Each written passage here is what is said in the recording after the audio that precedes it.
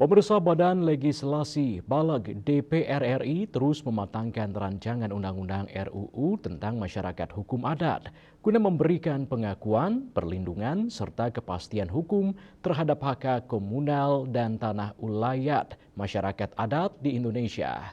Kehadiran regulasi ini dinilai sangat penting, khususnya bagi Bali yang selama ini menghadapi berbagai persoalan investasi, tata ruang, hingga perlindungan wilayah adat.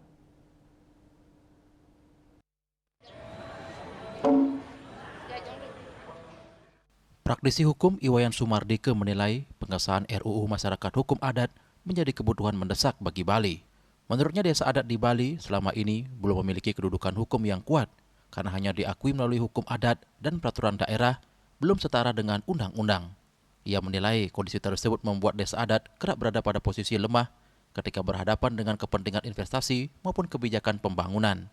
Akibatnya desa adat hanya menjadi objek yang mengikuti keputusan dari pemerintah maupun pihak investor tanpa memiliki kewenangan konstitusional yang jelas dalam menentukan arah pembangunan wilayahnya sendiri.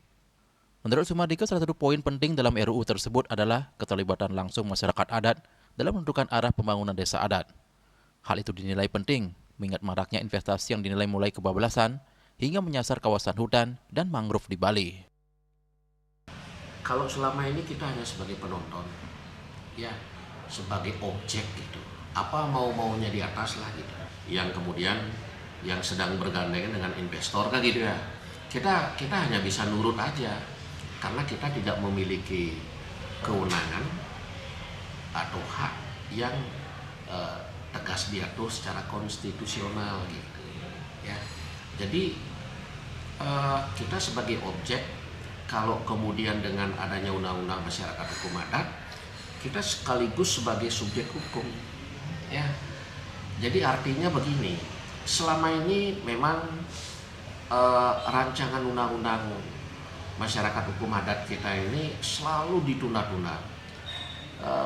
Ini kita pikir terlalu banyak intervensi, kepentingan para investor yang kira-kira kalau desa adat diberikan kewenangan setingkat undang-undang, nanti sulit dia berinvestasi ya, karena dengan dilindungi oleh undang-undang desa adat kita itu kan kita yang menentukan gitu ya, kan tidak semua tempat bisa dibangun apa gitu, orang berinvestasi kan begitu.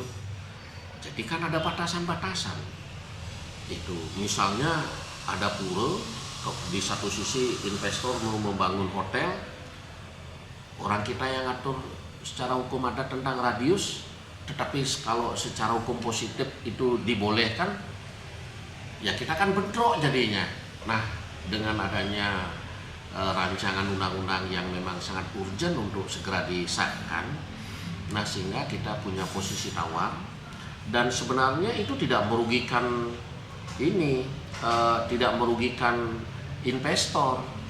Sumardike menegaskan, pengesahan RUU Masyarakat Hukum Adat bukan untuk menghambat investasi, melainkan menciptakan keseimbangan antara pembangunan ekonomi dengan pelindungan adat, budaya, serta lingkungan hidup di Bali. Ia menilai kepastian hukum bagi desa adat menjadi langkah penting untuk menjaga keberlangsungan budaya Bali di tengah derasnya arus investasi dan pembangunan. Yana, Bali TV.